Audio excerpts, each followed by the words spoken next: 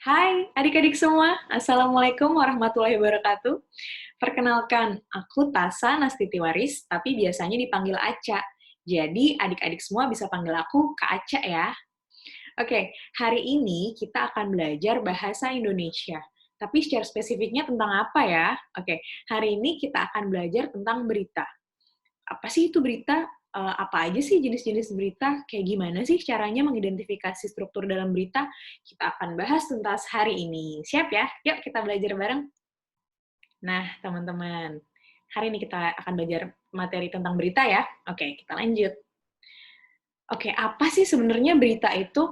Berita tuh apakah kalau misalnya aku lagi googling terus langsung nemu tulisan itu pasti berita, atau kalau misalnya aku lagi nonton TV tiba-tiba lihat ada yang muncul gitu ya, apakah itu pasti berita? Atau aku lagi scroll Instagram, buka Instagram atau TikTok, apakah itu pasti berita?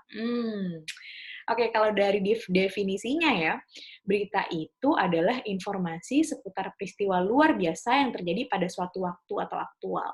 Nah, jadi biasanya berita itu adalah tentang peristiwa yang luar biasa nih yang lagi terjadi gitu, bukan hal-hal yang remeh-temeh, bukan hal yang cuman kejadian sehari-hari atau hal-hal yang sederhana aja, tapi biasanya berita itu adalah informasi seputar peristiwa yang luar biasa, yang pengaruhnya besar ya, yang berdampak gitu ya. Oke. Nah, jenis-jenis berita tuh sebenarnya ada apa aja ya? Nah, secara garis besar, jenis berita itu dibagi menjadi 4. Pertama, berita langsung atau straight news. Kedua, berita pendapat atau opinion news. Ketiga, liputan penyelidikan atau investigation news. Keempat, berita mendalam atau depth news. Oke, sebenarnya apa aja sih artinya nih ya? Coba kita pahami satu-satu gitu. Berita langsung atau straight news itu adalah berita yang langsung diberitakan ketika peristiwanya itu baru banget terjadi, atau bahkan masih terjadi nih langsung diberitakan gitu ya. Makanya biasanya straight news ini bahasanya itu padat, singkat, jelas. Karena dari pewarta atau pihak yang memberikan berita itu tuh ingin pihak pembaca tuh langsung bisa menangkap tentang apa peristiwa itu. Biasanya nih peristiwanya nih seru gitu ya.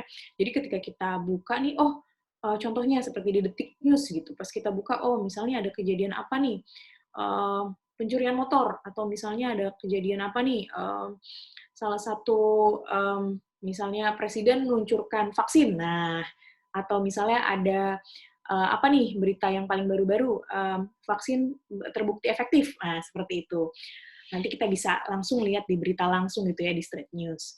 Lalu yang kedua adalah berita pendapat atau opinion news. Nah, untuk opinion news ini biasanya orang yang dimintakan pendapatnya itu nggak bisa sembarangan loh teman-teman. Nggak bisa nih tahu-tahu misalnya si A, si B, si C langsung aja gitu dirangkum pendapatnya masukin ke dalam berita. Nggak bisa. Biasanya pihak yang ditanyakan oleh para wartawan ini untuk mengisi kolom opinion news adalah orang-orang yang memang sudah berpengalaman di bidangnya. Contohnya nih, kalau sekarang lagi rame banget nih kasus COVID-19 ya.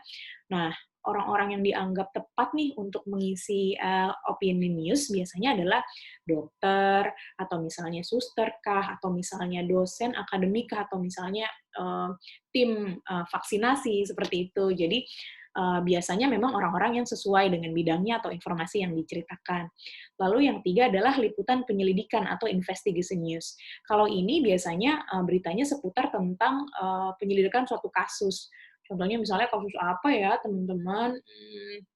Kak Aca lagi kepikiran mungkin kasus apa ya? Penculikan.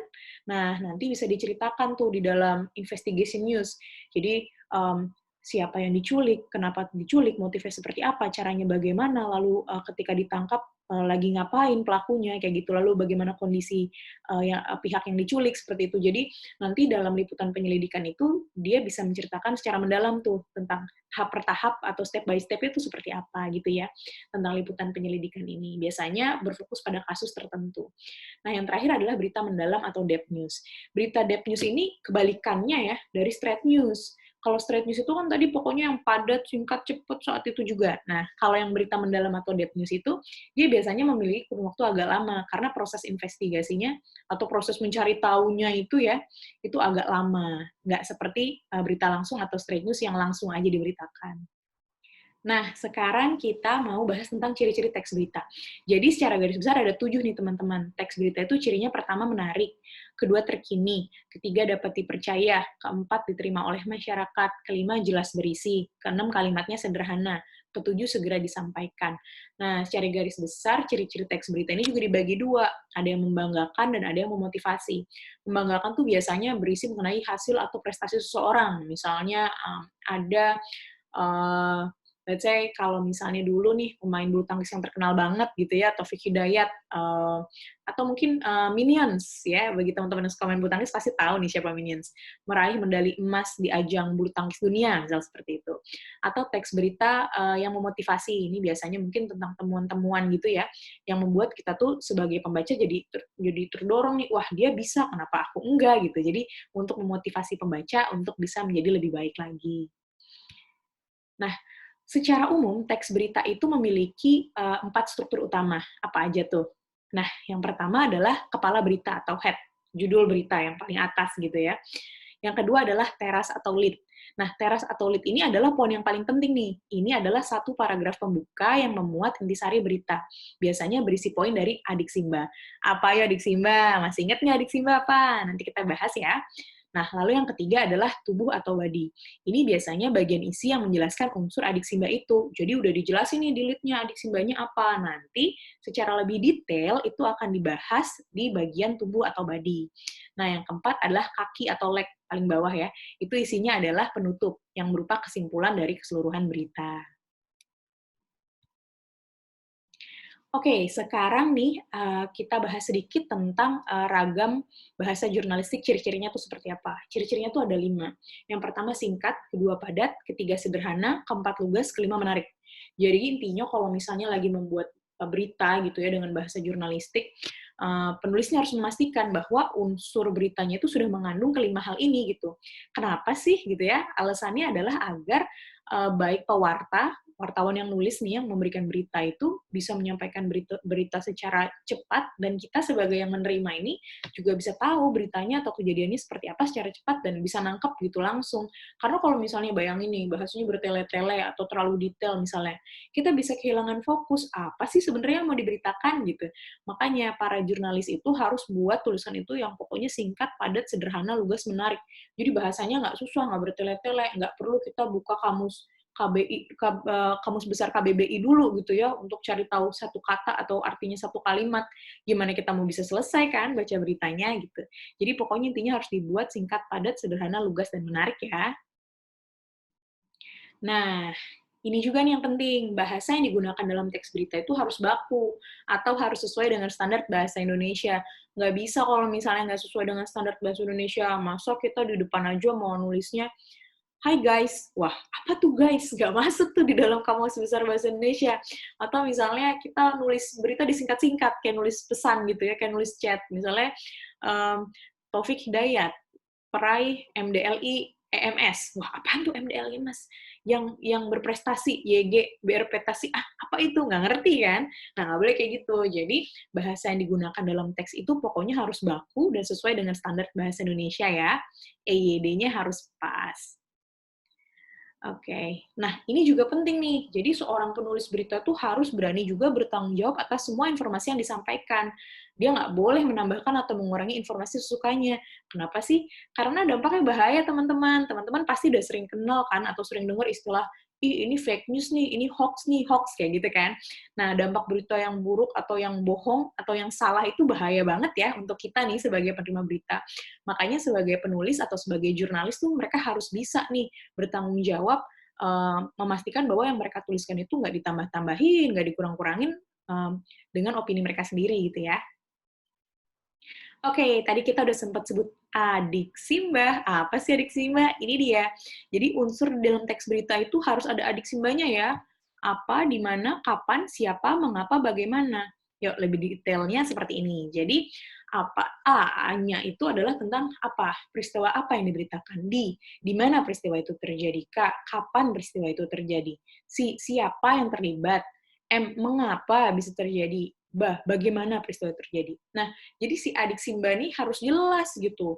Semuanya harus bisa dipaparkan dalam berita. Jadi ketika kita baca juga, oh oke, aku tahu gitu deh. Nah, sekarang kita mau masuk ke dalam contoh berita nih, teman-teman. Pasti teman-teman udah bisa tahu ya, tadi kalau kita udah sempat bahas struktur, kira-kira yang atas nih, yang di bold, itu yang tulisannya ciptakan robot sampah Salma Sahabat Medali Emas itu apa? Pasti udah ketahuan ya, tebak-tebakannya ya. Oke deh, sekarang mau coba kita baca ya, bareng-bareng. Oke, Solo, IDN Times, Salma Sonia Jeneina, siswa kelas 12 IPA 2 boarding school Madrasah Aliyah Negeri 1 Man Solo ini patut berbangga hati.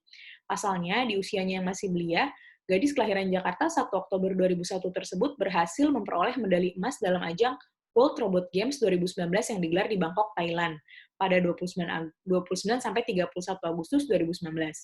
Karya inovatifnya berhasil membuat juri dari negeri Gajah Putih kagum. Salma berhasil membuat robot tempat sampah yang diberi nama Smart Bin in the Mall. Oke, ini paragraf pertama ya dalam satu teks berita. Oke, paragraf keduanya. Robot Smart Bin in the Mall didesain otomatis untuk membuka penutup tong sampah tanpa menyentuh tong tersebut. Wow, keren ya. Berarti dia pakai sensor mungkin. Selain itu, robot bisa mengirimkan pesan melalui Telegram kepada petugas kebersihan jika tong sampah tersebut sudah penuh. Smart Bin in the Mall punya 2 sensor ultrasonik yang bisa membuka otomatis saat mendeteksi ada tangan di atasnya. Wah, bener ya tebakan kaca ya. Jika sampahnya sudah penuh, maka akan mengirim telegram kepada petugas sampah. Jelasnya saat ditemui di sekolah. Oh, ini pasti Salma ya. Oke. Nah, ini paragraf terakhir. Walau belum diproduksi massal, Salma berharap karyanya bisa digunakan di Indonesia. Dana pembuatan yang cukup terjangkau, yakni 750.000 untuk sebuah Smart Bin in the Mall. Ia juga berharap pemerintah berperan serta membantu mengembangkan robot buatannya tersebut untuk disempurnakan kembali. Kaca setuju.